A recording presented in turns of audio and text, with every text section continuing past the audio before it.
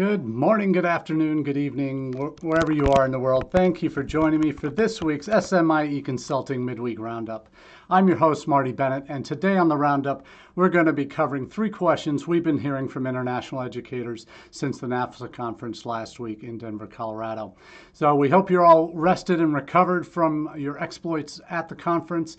I know for me, it was one of the more fulfilling weeks of my year. Every year when NAFSA has been in person, it's been kind of the one area I look forward to more conference I look forward to more than anything else, just because of the volume of people. And even though there were only 6,000 out of a traditional 12,000 person conference the last time it was in DC in 2019, even though it was only half full, I think everyone who was there really benefited incredibly by the conversations that were had, and what an incredible week. And hopefully you're rested and recharged and ready for what's ahead in international education as we move into the summer here in the Northern Hemisphere. So as we do each week, for those not familiar with the Roundup, we take our stories from our newsletter that comes out on Mondays, on Monday mornings. And that is called All the SMIE News Fit to Share. That's social media and international education news. That's what we do here at SMIE Consulting, and is the foundation of what we share in that newsletter. We bring 5 or 6 stories on the social media side, 15, 20 stories on the international ed side, and oftentimes where those overlap. And we talk about them in the newsletter, our hot takes on the news stories of the day. But we also take the chance through our roundup here on Wednesdays, we go a little bit more in depth into the kind of the key topics of the day. So I posted all the links to our website where you can subscribe to the newsletter, the most recent edition that comes out if you subscribe through the website, and also the LinkedIn version of that newsletter. So I encourage you to subscribe if you're not already. So you can get that news on Monday mornings, so that by the time Wednesday rolls around, you have a pretty good idea on what we might be talking about today on the Roundup. So let's get right into our first story. And the question is, what does the future hold for aggregators? And this has been a particularly keen, important question and conversation to have on many college campuses that have been perhaps working with educational agents for a number of years or exploring that for the first time. You're being thrown a number of different topics like agent aggregators and super agents and master agents and sub-agents, and kind of understanding what the landscape is. And these agent aggregators fall into categories that are primarily, I think you will see with most of the agent aggregators out there, tend to be more tech-based, platform-based systems. You look at your Apply boards, your Educos, the Adventus, maybe getting the study portals, but they're not really an super agent. Or agent aggregator. They have a portal, but they charge agent rates for students that matriculate from them. So that's all in that category on agent aggregators. You look at what they do, and the reason I bring this question up today is there was an article in University World News called "Return to Normality. Is it crunch time for aggregators?" And one of the authors of the article, both Louise Nickel and Alan Priest, I've gotten to know over the last couple of years with some of their work and research on everything from agents to the war in Ukraine and the topics that impact international education, obviously. But they argue in the piece that as a result of NAFSA returning in person, as a result of things returning to new normals, whatever that looks like, you think about what parents, what students are eager to do more of in the coming year, more that for the next class of students coming up that are going to be making decisions on where to go for university. The questions that they're asking are perhaps best answered in person. That they would prefer to have the in-person opportunities to talk about their college plans, and that organizations like agent aggregators that rely so heavily on the tech side of things to make their business tick over and make their keep their agents happy that are sending their students to them, to their platform. You wonder if these aggregators will still have the cachet now that it may no longer be essential to do everything online. And that's the balance is always the rub when it comes to finding that right mix internationally in your recruitment strategy.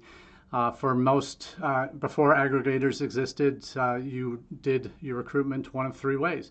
You relied solely on armchair recruitment by working on social media. You worked on online presence, driving people to your site and having conversations that way because you didn't have the budget to travel. You potentially did in-country travel where you would go on recruitment tours, but there's a limit to how much you can do, how many countries you could get to, and budget obviously limits that altogether. So that is a second option. A third option is having in-country representation. And that can be done a number of different ways, and agents have grown into one of the major ways U.S. institutions and other countries around the world are doing this as well, using in-country reps to either through agents, through alumni, through hires of the university. Third parties can have hire in-country reps for you to manage your application and interests from students in particular countries or regions. So all those are different models of in-country representation. And you might have a mix of all three. And the healthy institutions probably have been doing it a while, see value in not only having institutional reps go to visit certain regions, certain countries, having a robust digital presence, social media to do the armchair recruitment, as well as having in-country representation. Obviously, you can't have that everywhere. No agency even has offices everywhere, but you can get a fairly broad spectrum of countries represented through agents. Now, what aggregators do is something different because as an institution, you're not working directly with students. You're working through, or you may be working directly with students once they apply. And aggregators will make the pitch that the real benefit of what they do is that they're sending you qualified applications. You're only going to get those that are truly interested in your institution and not get a lot of fluff. The reality might be different depending on your institution. You might be flooded with applications right now, depending on what the sources of those are. Some might be from agents, some might be from aggregators, some might be from institutional partners, whatever. But there may be a lot of fluff in there. And you need to figure out for your own institution what that mix is. Where's that fluff coming from? If it's a huge time suck for your staff, if it's taking away resources from that could be devoted to better enrolling the students that are serious about your institution and finding that mix, then that's something you need to do. So the article that Luis and Alan wrote really talks about that these study portals, these algorithms, the use of artificial intelligence, blockchain, machine learning, all of these things that they say are potentially suffering the same fate as masks and social distancing. They were essential, and this quote from the article, they were essential and sometimes mandated during the early part of the pandemic, but are now, in many cases, matters of choice, and in some countries have become very much second best to personal contact. And I would say that in many cases that is the case. That in the best case scenario, which we had before the pandemic, if you can call it that, to what we're moving to with this new normal, is people still prefer, as is evidence from the NAFSA conference, they prefer to meet in person. That they prefer to have those interactions where the real business can get done, that where the real understanding can take place. And that is something that's right now, with the need for more in-person, the need and desire to engage with humans and particularly representatives of institutions, that is an overriding drive, I think, and that may or may not have an impact on how successful aggregators will be that are entirely based on platform decisions, platform presence. So we'll see what happens with this, and I think the competition will come most in the next few years from those that from the high tech companies that have invested so much in AI and blockchain and machine learning and all of this. We'll see a conflict between high tech and high touch. And they make the point in the article here that you look at what's happened with some of the pathway providers over the years and how they have gone big, and then they've seen some serious retractions. The pandemic certainly impacted that. They've been forced to change their models, business models, on how they do things. These pathway providers relied on huge networks of agents to funnel students into their pathway programs in the various countries that they operate. So we'll see what happens with this, but when you look at it from a human perspective, from a student perspective, that yes, hopefully you will have guidance from these platforms that will get a list of places that they can apply to and be successful in, but you don't always get that if it's impersonal. If you're going to really have a conversation with a student and get to know them as an agent might, or as a counselor might, as a particular representative for an institution, getting to know a student well and have a face-to-face conversation. What does that look like? We'll see what happens, but there's going to be some real gaps that will spring up in these high-tech models that can't be replicated elsewhere. That can't be replaced, I should say. Those gaps can't be replaced with technology. So in a newer environment where there are more options open and more and students will vote with their feet. Will they vote with their feet to go to an in-person agent or in-country representative, or will they vote with their fingers and click away on to high-tech platforms that will get them answers quickly and easily, and perhaps in some ways quicker and more refined and less effort, perhaps. But we'll see where that will all shake out. Now, what will be interesting to see is in the future for these aggregators. And again, I'm working with institutions that work with aggregators, work with master agents, super agents, mom and pop shop agents, ARC certified agent groups. So I know the playing field has gotten very diverse and very muddied, frankly, and it's hard to really distinguish between one group of actors and others sometimes, and what category do you fit into? Having those conversations last week in NAFSA with different agent groups, and sometimes they don't necessarily want to share or want to be able to be pigeonholed that way. And how they distinguish themselves is always going to be the real selling point. So a very fascinating topic of agent aggregators and what their future may be now that we're returning to normal. But closely related to that is the second question of the day. And that is one that is particularly important for me because I've been on both sides of this. And is there a talent war in international education right now? There was a Pi News article that I've just dropped the link in the chat on Facebook and YouTube, and I'll do that later on LinkedIn and Twitter. But this article really helps kind of summarize a lot of what's happened during the pandemic with departures from the institutional side, and there are lots of different reasons. There's a lot of institutions that, when the pandemic hit, they realized they were going to need to tighten some belts, and they realized international enrollments were going to be impacted negatively. They cut international staff.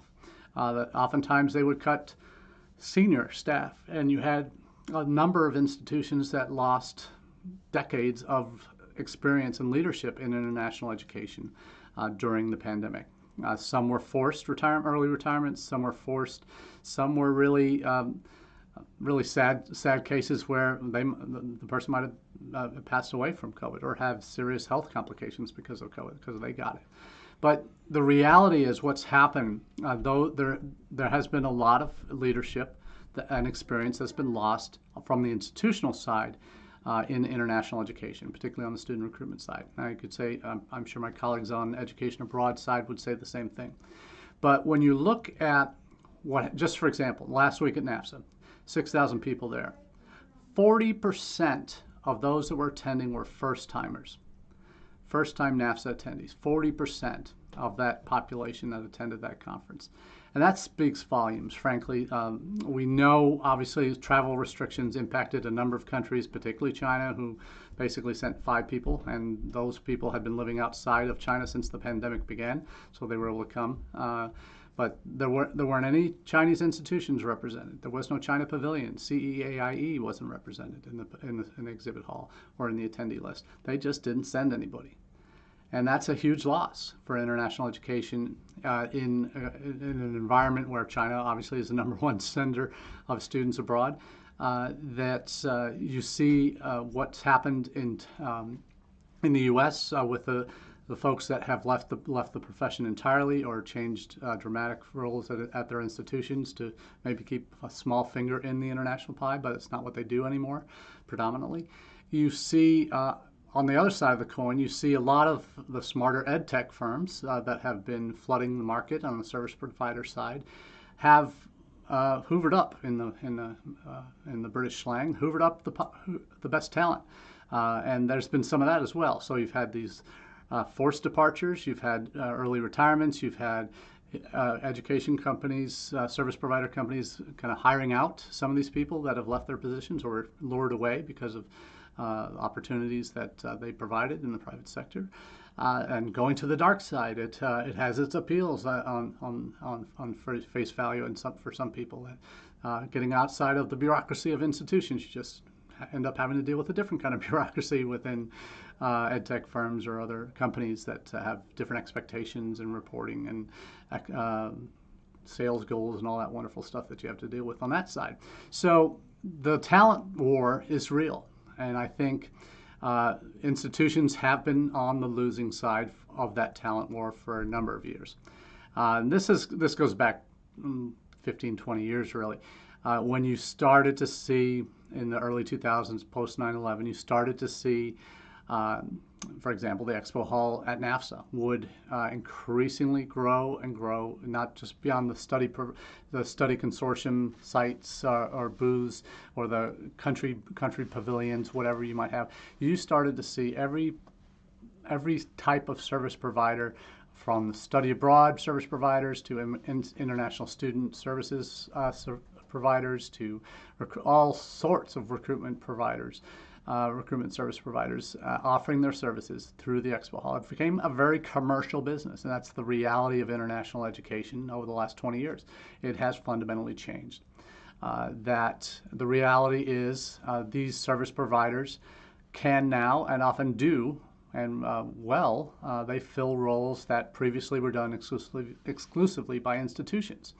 And that's happened as a result of institutions who have, frankly, cut staff in international offices or recruitment offices to the point where they don't have the internal expertise or budget to do everything themselves. That's just not physically possible in most cases anymore. You've seen institutions that have, over the past 2 years, we've had 2 major East Coast institutions cut their entire international recruitment staff. In the case of Johnson & Wales a couple of years ago, they cut their entire recruitment staff, international staff. Kind of got out of that part of the game for a while. Then just this past month, you had Southern New Hampshire University that had heavily invested in staff that were working remote to recruit international students. 5 or 6 people were cut, lost their jobs as a result of maybe poor decisions at the institutional level. I don't know. But when you see colleagues repeatedly burned by institutions deciding to get out, you can understand why they might be lured by the dark side to the service provider side. Because the reality is there's a need that these service providers fill and meet, where institutions might have once done it on their own. They can't anymore. They don't have the bandwidth internally, and certainly staff-wise, budget-wise, what it would take for them to replicate what these service providers can do for a fraction of the cost, or a good percentage of the cost, depending on the provider. You see that these providers are meeting a need in the market. And that will always be there now, because I don't see the pendulum swinging all the way back over to fully staffed international offices that can do everything in-house. That just frankly isn't possible anymore. The world's too big, and there are too many opportunities and too many markets, and no one person or one group of people will really have the expertise to get all of that done themselves. So the talent war is real in international ed, and it's not getting any prettier. Certainly, Some of I mentioned institutions that have cut staff. There's also been service providers that have, during the pandemic especially, pathway providers had cut half. One of the major U.S. pathway providers cut more than half their staff a couple times in 2018 and then again in 2020. You've seen one provider that was particularly strong in India, offering in-country representation and hiring staff for that purpose to manage student interest there. You see them cutting a number of their staff in the weeks leading up to NAFSA. So where they didn't even have a presence at NAFSA this year. So there's a lot of that going on, and it's something that I think there's attrition on both sides. The pandemic's impacted everybody differently, but on the institutional level and on the service provider level, you've seen some real carnage, frankly, and it's not going to end anytime soon. Maybe there's going to be some stabilization in the next year or two, but there's a lot of dead wood in there that will get shook out on the service provider side and probably on the institutional side still, as smaller players that were vainly holding on hope that they could bring in a class and keep things ticking over on the international side are going to probably do what a number of institutions did during the pandemic and cut staff again. So it's a sad state of affairs, but a reality that we're all facing, and one that I think it's going to be with us for a while, and the fallout from the pandemic is going to have, well, just like long COVID, there's some people and some institutions, some businesses that are going to be feeling the impacts of the pandemic for years. The ones that will thrive are the ones that can move quickly, can make the right hires and invest in the right people, and have a good balance of internal and external help to get things done. It's a mystery mix and a recipe to get that done right, but those who can are certainly going to be ahead of the game in that respect. So yes, there is a talent war, and it is not over, and it's not pretty. But let's move on to our final question of the day, and that has to do with our friends in New Zealand. New Zealand has had kind of an underdog story for a number of years. They have been kind of a little engine that could. They're not have never been a huge destination in terms of physical numbers. I think they got up to maybe 30,000 at one point, international students studying in New Zealand. But they've never they don't have the capacity, frankly. There are 8 institutions and a number of voc-tech schools or polytechnics. So you really are in a situation in New Zealand where there's limited numbers that they can handle in terms of institutional capacity for international students. They have, back in the day, probably going back 7, 8, 9, 10 years, they were actually they had a very coordinated national effort. Education New Zealand launched, and there was recruitment strategies, that investment in promotional campaigns, and really driving interest to New Zealand as maybe a friendlier Australia destination, comparing to their other colleagues down under. But you saw with the Kiwis a real friendliness and a real focus on personalization and quality that you probably weren't going to get anywhere else. And that had great appeal. They have one of the safest, one of the least corrupt governments and countries in the world. So that has particular appeal. They use that in their marketing. I used to do quarterly reports for my colleagues at the British Council IELTS on how each country was perceived and what some of their benefits were. And certainly the peace and being peaceful and being one of the least corrupt countries in the world, that had appeal, and that was always something that resonated with future student markets. But what you see now with New Zealand, they were in a really strong groove in the teens, 2000s, and they've really built up their reputation. But what has happened? And the pandemic has, like I said earlier, it has impacted countries very differently depending on how their governments responded, depending on how institutions could respond, if they had any control over what was said or what directions the country was going. But you look at New Zealand now. I've posted a couple stories. One was about the reopening of New Zealand's borders. And that's right, New Zealand's borders have not yet reopened to international students. They have had a couple of trials of 50 students here, 50 students there. Seemed to go well. They went through quarantine and all the rigmarole that you had to go through back while the pandemic was still raging. But they are not opening their borders until July 31st. July 31st. And what they've done is they've set a limit of 5,000 students in this first tranche of returning students, and that's who they give priority to, returning students to who are looking to get back in country to finish their degrees. Students who've been outside the country for the last 2.5 years. What's happened in New Zealand is you see their academic year starts February, March. So they shut down right at the beginning of the pandemic and haven't had new international students in since. Those who were locked out and hadn't gotten back in yet, they're the ones that are being in the first tranche of returnees are coming starting in July 31st, after July 31st when the borders reopen. The problem is they have gotten only 10% of those 5,000 spots filled by students wanting to return, in terms of those that have gone through the visa process and gotten their documents updated.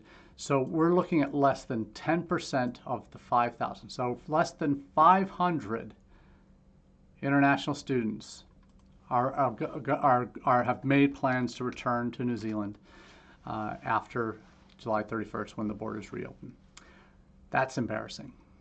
And you look at what's happened, and I've talked about this regularly on the Roundup in terms of the impact of closed borders beyond what were happening in other Western countries. And you look, we've seen what's happened in Australia. They've not gotten nearly the volume that they were expecting when they reopened in February. You see China's still closed. They're doing little groups of 50 or 200 coming back in to finish their studies, approving them, but not necessarily letting them enter yet. Just saw something from China that Duke Kunshan, for the first time, will have 100 students able to return to complete their studies or continue their studies. So those three countries, China, Australia, New Zealand, have had significant reputational damage done because they delayed reopening. There's a lot of other issues in the mix in Australia in terms of employment, in terms of vocational students kind of coming only for employment and only a pathway to residency rather than education, even caring about getting their education. So there's a lot that's going on in a myriad of issues, but you see the three countries that have been slowest to open have the ones who are reputationally suffering now and will have lingering impacts for years to come. Australia, maybe 3-4 years before they get back up to where they need to be pre-pandemic. You see New Zealand, they're looking 2030. Some of their prognosticators said early on that's how long it's going to take them to recover. China, who knows how long it's going to take them to recover, because they have done themselves no favors with their zero COVID policy. And what's happened in Shanghai that seems to be easing up now, the damage has already been done. And you have not only international students there are still some that want to return and finish their degree because they want to finish what they started. They value what they can get out of their education there, but there are those that are turned off completely because they can't. They might have wanted to start their studies in China for the last 2.5 years, but aren't going to be able to in any real way until 2023 at the earliest. So we're seeing a lot of challenges in countries that have decided to reopen late, and New Zealand is certainly not immune from those challenges. They handled the pandemic really well early on, got a lot of high praise for it, as did China, for what at least the West could see of what was going on in China. You see what's happening now with New Zealand, and it's sad. You've seen some reactions against international post-pandemic that now the government is focusing. And this statement, I think, tells you everything you need to know about where New Zealand's headed right now. They're focusing on value over volume or quality over quantity in terms of for international students, because they've had pushback by locals that are not wanting the country to invest so heavily and open so many doors for international students to work after they're done with their studies. So that's a big deal, and that will have some long-lasting complications for them. So sorry to hear that from my Kiwi friends, but I wish you all the best as you struggle through this and try to get back to some sense of normalcy. But that's all we have for you today on the Midweek Roundup. We really appreciate you being a part of the conversation. And for those that we met last week in NAFSA, thank you for being a part of that journey. Hopefully you've recovered and recharged your batteries for the battles ahead. And we're looking forward to continuing the conversation. So until next week, we wish you all the very best and have a wonderful day.